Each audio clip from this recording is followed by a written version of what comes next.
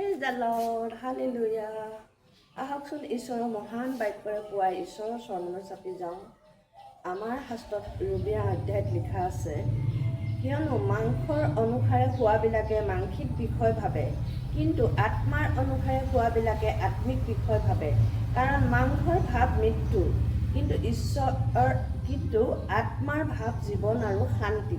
কিয়নো মাংসৰ ভাৱ ঈশ্বৰলৈ শত্ৰুতা, কাৰণ সি ঈশ্বৰৰ বিধানৰ বশীভূত নহয় আৰু হ'বও নোৱাৰে। কাৰণ যিবিলাক মাংসৰ বশত আছে তেওঁবিলাকে ঈশ্বৰক সন্তুষ্ট কৰিব নোৱাৰে। প্ৰিয়সকল, এই মহান জীৱিত বাক্যই কয়, মাংসিক বিষয়ৰ ভাৱ মানে যিবিলাকে কেৱল জগতত থাকি জাগতিক বিষয়হে প্ৰতিটো সময়ত জীয়াই থাকে।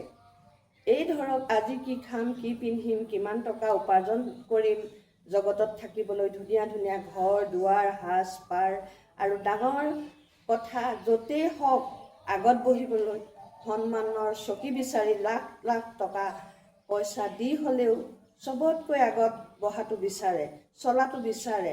ঈশ্বৰক চিনি নাপায়, কাৰো প্ৰতি দয়া মৰম ভালপোৱা দান দক্ষিণা সহনশীলতা কোনো হৃদয় নাই। সেইবিলাকৰ কথা প্ৰভু যীশুৱে স্পষ্টকৈ কৈছে। সেই মাংসৰ ভাৱত থকাসকলৰ ভাৱ মানে ৰাস্তা কেৱল মৃত্যু, আৰু সেই মৃত্যুৰ কথা যে কৈছে অকল শৰীৰৰ মৃত্যু কথা বুজোৱা নাই। প্ৰিয়সকল, আমাৰ এই যি শৰীৰৰ আজি জীয়াই আছোঁ, সেই শৰীৰৰ ভিতৰত থকা যি আত্মা, সেই আত্মাৰ কথাহে বুজাইছে।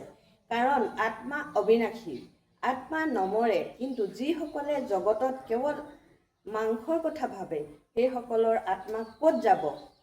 বিচাৰ কৰক, সেইসকল নৰকৰ ৰাস্তা বাদে আৰু ক'ত যাব?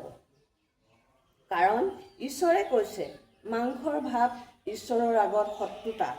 গতিকে আহকচোন আত্মাত চলাসকলৰ জীৱনে কি কয়? ফাৰ্ষ্টে আত্মাৰ ভাৱে চলিলে জীৱন আৰু শান্তি পায়। এই পৃথিৱীতেই আত্মাৰে চলাসকলে সেই শান্তি পায়। ঈশ্বৰৰ লগত যি সম্পৰ্কত চলে, তেওঁৰ ভয়েৰে যি পাইছে সেয়াতে সন্তুষ্ট থাকি শান্তি বুলি চলে, সদায় ঈশ্বৰৰ আত্মা মানি জগতত নিজেই শান্তিত থাকি আনকো শান্তিৰ বাট সদায় সহানুভূতি দেখাই আগবঢ়াই যায়, সেইসকলেই পাব স্বৰ্গৰ বাট। ঈশ্বৰে বাৰে বাৰে কৈছে বাক্যশাৰীত, মাংসৰ ভাৱ থকাসকলে ঈশ্বৰলৈ শত্ৰুতা, বিধানৰ বশীভূত নহয়। মাংসৰ বশত থাকে যিসকল, তেওঁবিলাকে কেতিয়াও ঈশ্বৰক সন্তুষ্ট কৰিব নোৱাৰে। সেয়ে প্ৰিয়সকল, ঈশ্বৰৰ পথত থাকি ঈশ্বৰৰ চলি আহকচোন আমি ঈশ্বৰক সন্তুষ্ট কৰি ঈশ্বৰৰ শান্তি বিচাৰি সেই স্বৰ্গৰ পথ বিচাৰি এই পৃথিৱীতেই আমি সেই স্বৰ্গৰ ৰাস্তা দেখি পাওঁ।